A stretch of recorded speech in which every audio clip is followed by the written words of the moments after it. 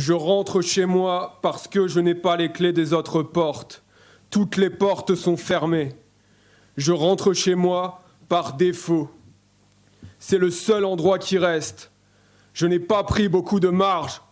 À une porte près, à une clé, j'habite nulle part. Tout est fermé. La ville est parfaite. Elle est terminée. On habite presque devant. Il reste une clé. Dans cette clé, il y a le dernier endroit. C'est la dernière porte qui ouvre. C'est la dernière chance. Il n'y a plus qu'un endroit. On habite seulement là. On habite dans le seul appartement.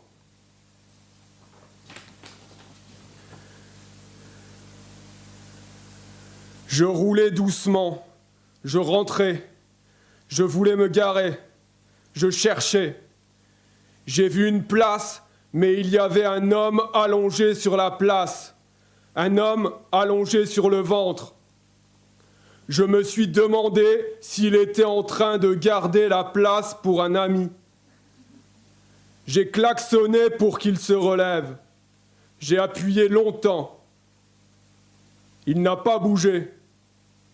C'est la voiture qui était garée à côté, sur la place la plus proche, qui a démarré. Finalement, je me suis quand même garé sur l'homme.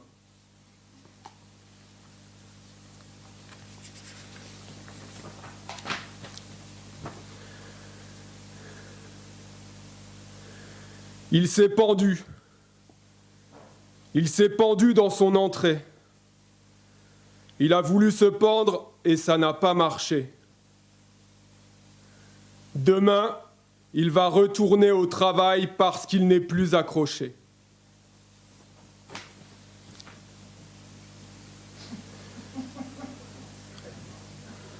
Son lit est petit, on peut le prendre dans ses bras. Je veux bien dormir avec lui. Je veux bien dormir avec son lit dans un plus grand lit. J'ai cassé ma chambre. Je dors dans la cuisine. Je dors dans le meuble en dessous des couteaux. J'ai posé une couverture.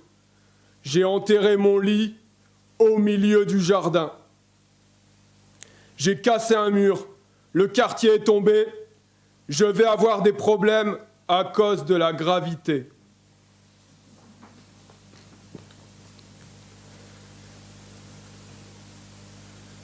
Quand vous allez vous sentir mal, on va vous expliquer qu'il existe des gens qui souffrent plus que vous.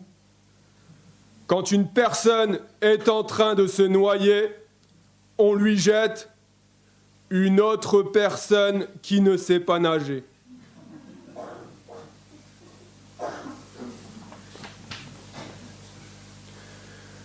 À un moment donné, j'avais un ami.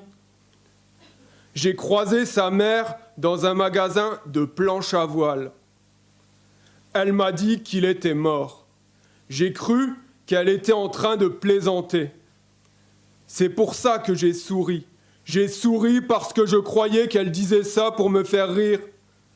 Je ne pouvais pas savoir. Maintenant, je sais, quand son fils meurt, une mère achète une planche à voile.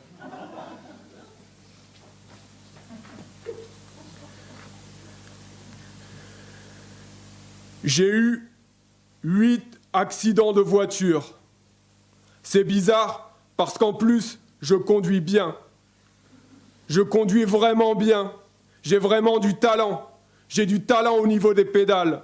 J'ai du talent au niveau du volant.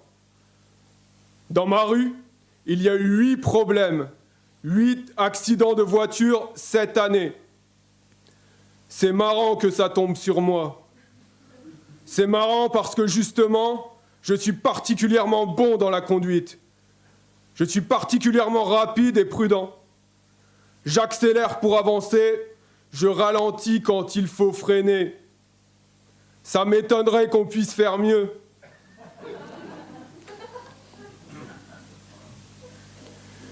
Il y a des voitures qui tombent sur la mienne. On me lance des voitures. On me lance des voitures sur la vitre. On me lance des voitures sur le coffre.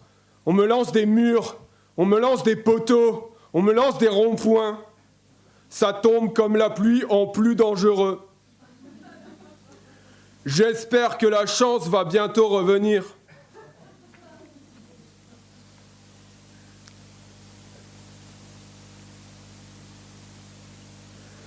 Les murs sont tapissés, ce n'est pas la peine de s'habiller. Les vêtements ne peuvent pas s'arrêter. Il faut les arrêter, il faut les coincer, il faut les noyer, il faut les laver pour les brûler. J'ai invité des amis pour faire la fête dans mon jardin. J'ai enterré les arbres. Je ne sais pas pourquoi j'ai fait ça. Au début, j'ai coupé une branche. Ensuite, j'ai continué. J'ai tout supprimé. J'ai lavé toutes les fleurs. J'ai nettoyé la terre. Je vais mettre mon cœur dans un arbre et ça va faire une pomme. Je pense que ça va être une bonne soirée.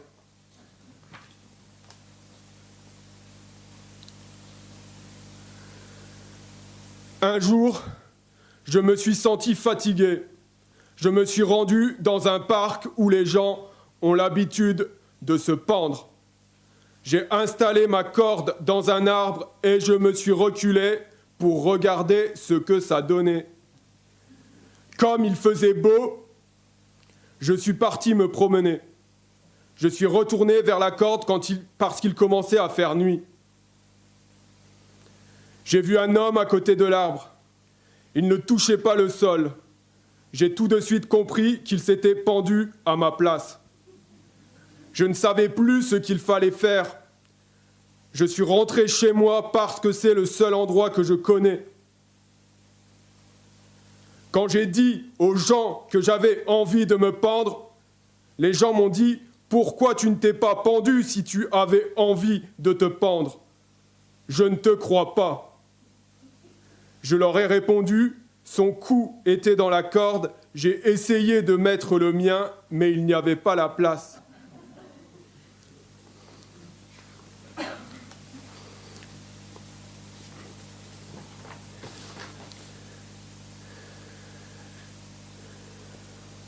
Elle téléphone au volant. Je me jette sous sa voiture pour qu'elle se tape une contravention. Elle se gare devant moi et elle m'invite dans un bar pour prendre un café. Je mange la tasse. Elle sourit. Je saigne. Nous sommes en train de faire connaissance. Je me tiens mal. Je suis allongé sur la chaise. Je suis allongé sous la table. Je suis allongé sous une voiture.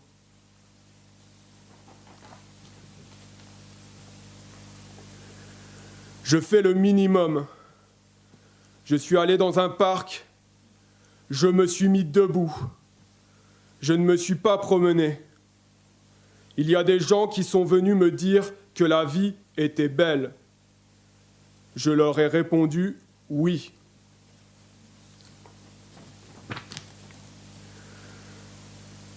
Parfois, il y a des gens qui m'appellent et qui me demandent ce que je deviens. Comme ça, ils savent. Comme ça, ils sont au courant. Comme ça, si on leur demande si je suis mort, ils répondent non.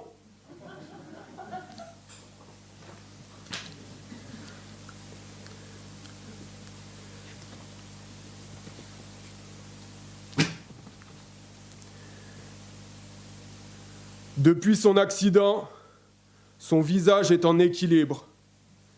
Il faut le regarder. Si personne ne le regarde, son visage va tomber. Il ne va pas guérir tout seul. On ne peut pas guérir pour soi. C'est pour ça qu'on ne met pas un malade dans une armoire, que les chambres d'un hôpital ne sont pas à la cave. On met un malade dans le blanc, pour qu'on le voie bien, pour qu'on le trouve facilement, pour qu'on voit où il est, pour qu'on comprenne ce qu'il se passe. On sait qui est malade, qui n'est pas malade. Il ne peut pas se cacher. Il peut mettre sa main dans un tiroir, mais on le voit.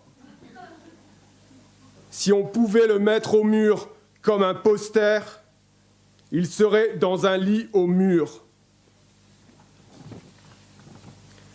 La salle est simple pour qu'on comprenne bien. C'est bien expliqué. On comprend tout de suite qui est le malade, qui est la table, qui est le lit, qui est le mur, qui est la fenêtre, qui est la famille, qui sont les amis, qui est le sol, qui est le ciel. La vie est bien expliquée. La vie est bien délimitée. On veut le voir, on vient le trouver. Si on posait un malade dans un coin de la cave, derrière les matelas, on ne le retrouverait jamais. On pose un malade dans une chambre claire pour le retrouver facilement. On le pose dans un endroit simple pour ne pas le perdre. On veut voir comment il est malade. On veut que ce soit visible. Si on le met dans un coin de la cave, il va saigner. Il va salir la poussière. Il va bouger la poussière. Il va salir les araignées. Il va mourir en secret.